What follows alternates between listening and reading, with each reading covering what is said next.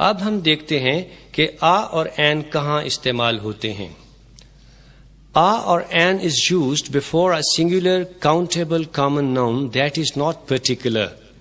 آ یا این واحد قابل شمار یعنی گنے جانے والے کامن ناؤن سے پہلے جو مخصوص نہ ہوں استعمال ہوتے ہیں، جیسے a book, a boy, a man, a student, an egg, an apple, an orange. اب یہ نوٹ کیجئے کہ آ کہاں استعمال ہوتا ہے اور این کہاں.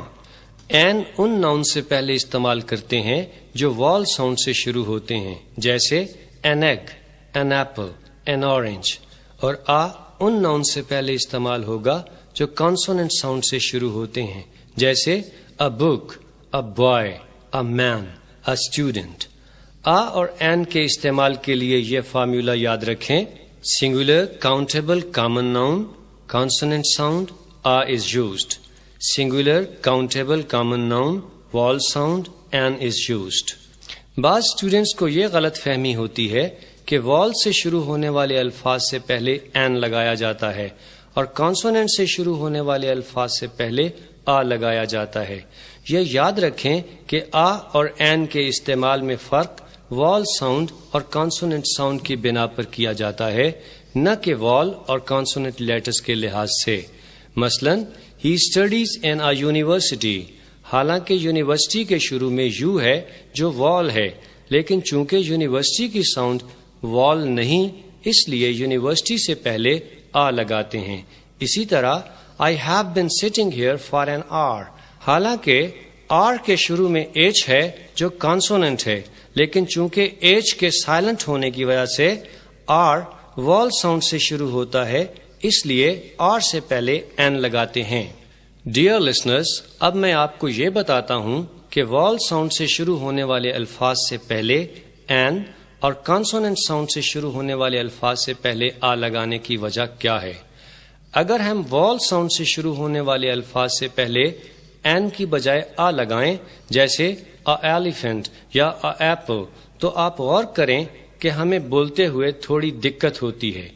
آ اور ایلیفینٹ یا آ اور ایپل کے درمیان تھوڑا پاز یعنی وقفہ دینا پڑتا ہے، جبکہ ایلیفینٹ یا ایپل سے پہلے این لگانے کی صورت میں بولنے میں سہولت ہوتی ہے اور ہم بغیر کسی پاز کے بڑی روانی سے این ایلیفینٹ یا این ایپل کہہ دیتے ہیں. اسی طرح کانسوننٹ ساؤنڈ سے شروع ہونے والے الفاظ سے پہلے آ کی بجائے این لگائیں، جیسے این ڈاگ یا این بک، تو بولنے میں مشکل ہوتی ہے اور این اور ڈاگ اور این اور بک میں تھوڑا پاز دینا پڑتا ہے، جبکہ اے ڈاگ، اے بک روانی سے بغیر کسی پاز کے ادا ہو جاتا ہے. آ اور N is used before a singular countable common noun to represent as an example of a class.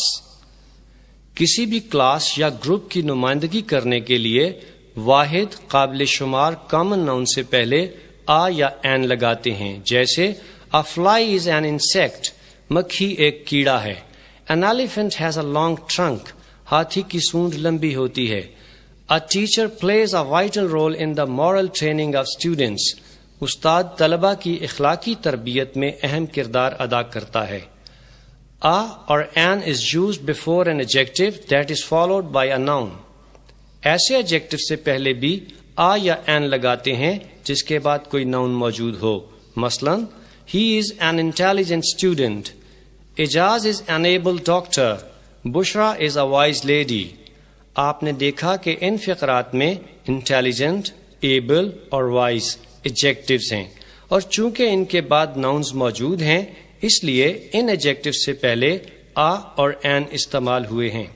Intelligent اور ایبل چونکہ وال ساؤنڈ سے شروع ہوتے ہیں اس لیے ان سے پہلے این لگا، جبکہ وائز کانسوننٹ ساؤنڈ سے شروع ہوتا ہے اس لیے اس سے پہلے آ لگا.